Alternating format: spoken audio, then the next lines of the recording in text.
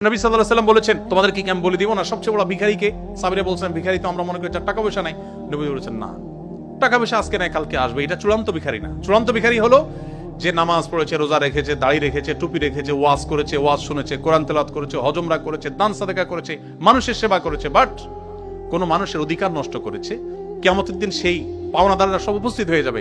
সেদিন তো আর মানুষ ক্যাশ টাকা নিবে না, তার আমল বিনিময় হিসাবে নিতে নিতে নিঃস্ব হয়ে সে জাহান্নামে নিক্ষিপ্ত হবে। ছোটবেলায় চুরি করেছি, মানুষের নানাভাবে ক্ষতি করেছি, এখন ওই মানুষ আর পাই না, তার জন্য তওবা করেছি, যাদের হক নষ্ট করেছি তাদের জন্য কি করব?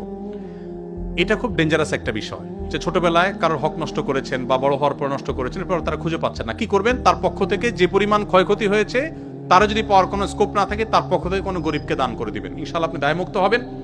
তবে যদি কারোর সম্মানহানি করেন, ফিজিক্যালি কাউকে অ্যাটাক করে থাকেন, আপনারা ছাত্র মানুষ, রক্ত গরম থাকে, জেনজি প্রজন্মের মানুষ, রিকশাওয়ালার সাথে চুন থেকে নুন করছে, দিছেন কষায় একটা, মাস্তানি করে বসলেন, বেচারা অপরাধটা ছিল 100 ওজনের, আপনার শাস্তি হয়েছে 200 ওজনের। কিয়ামতের দিন এই লোক দাঁড়ায় যাবে আল্লাহর কাছে, আপনাকে আসামি হিসাবে দাঁড় করানো হবে, আপনার বিচার হবে। দুনিয়াতে এই লোককে আপনি আর হয়তো কোনোদিন খুঁজে পাবেন না। এটা খুব ডেঞ্জারাস। এই জন্য ভাইরা, তারুণ্যের এই চঞ্চলতা যেন আপনাকে অপরাধ, বিশেষ করে মানুষের প্রতি অন্যায় করতে কখনো প্ররোচিত না করে। আপনি নেকামল করতে পারেন আর না পারেন, আপনি ওয়াজ শুনতে পারেন আর না পারেন, আপনি জিকির আজকার করতে পারেন আর না পারেন, নফল নামাজ পড়তে পারেন আর না পারেন, দান সাদাকা করতে পারেন আর না পারেন, হজ উমরা করতে পারেন আর না পারেন, আল্লাহর হস্তে কোনো মানুষের অধিকার নষ্ট বা খর্ব করবেন না।